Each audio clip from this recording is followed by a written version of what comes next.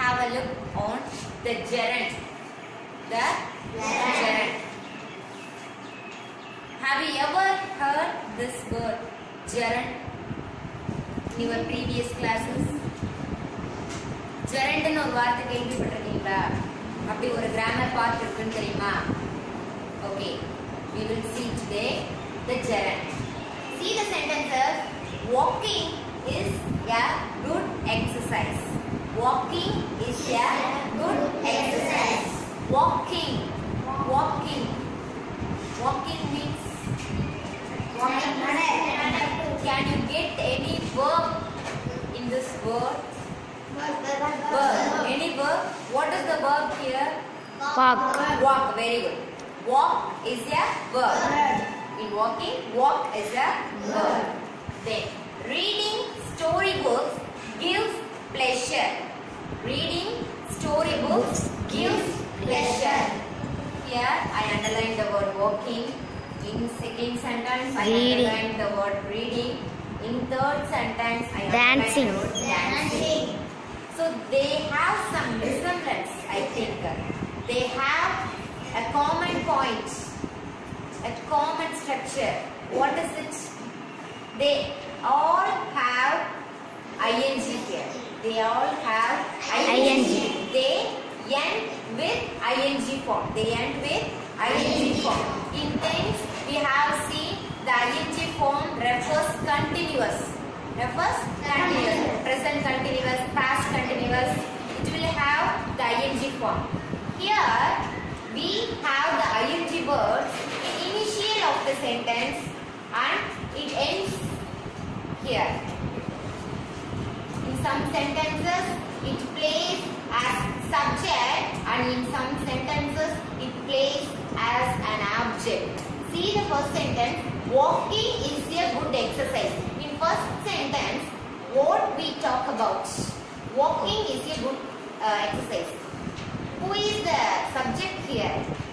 In sentence, the hero of the sentence is what we talk about.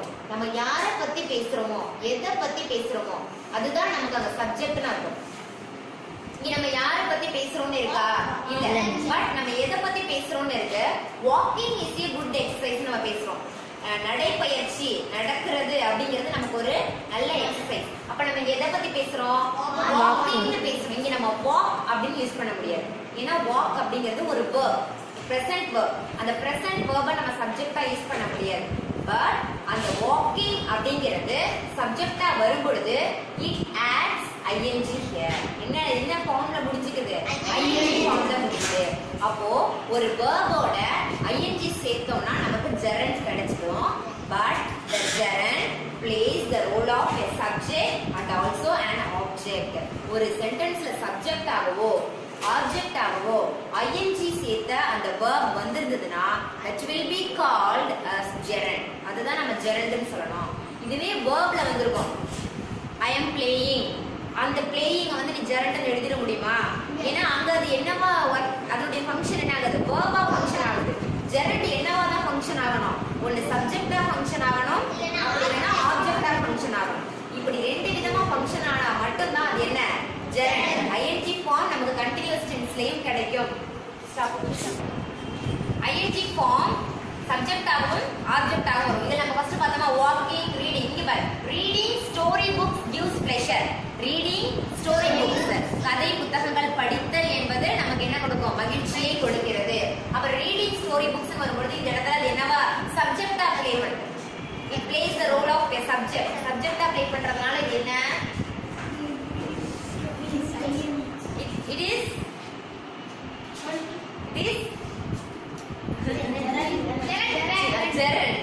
gerund. It is gerund.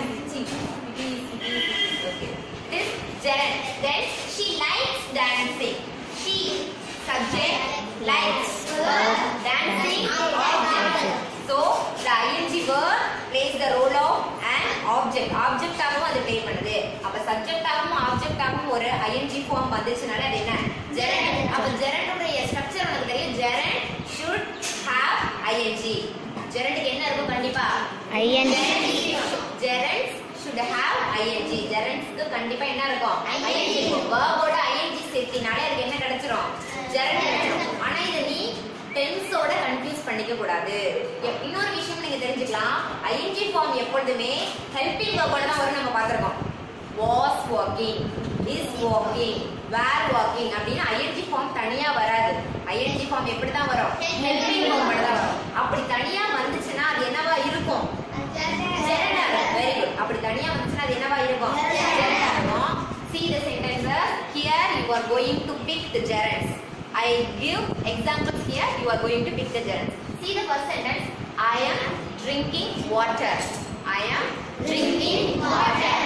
Can you find any gerund in this sentence? Drinking. Drinking is gerund. Am I right? Right.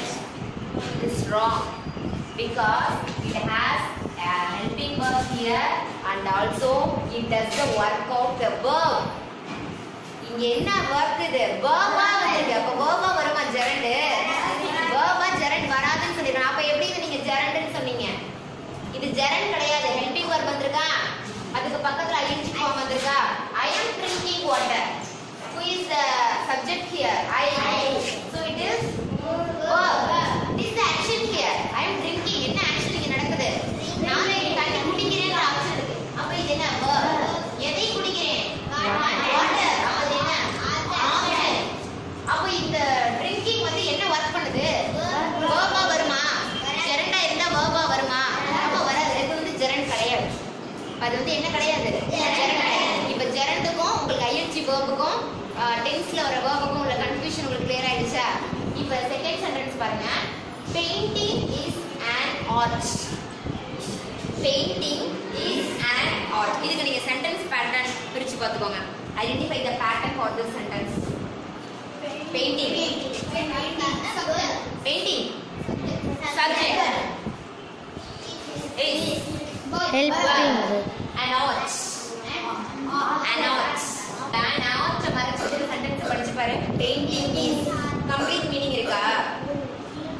இந்த an art சேர்த்தா மட்டும் தான் இதுக்கு complete meaning கிடைக்குது. Complete meaning கிடைக்குது. அப்ப இது என்ன? Who completes the meaning?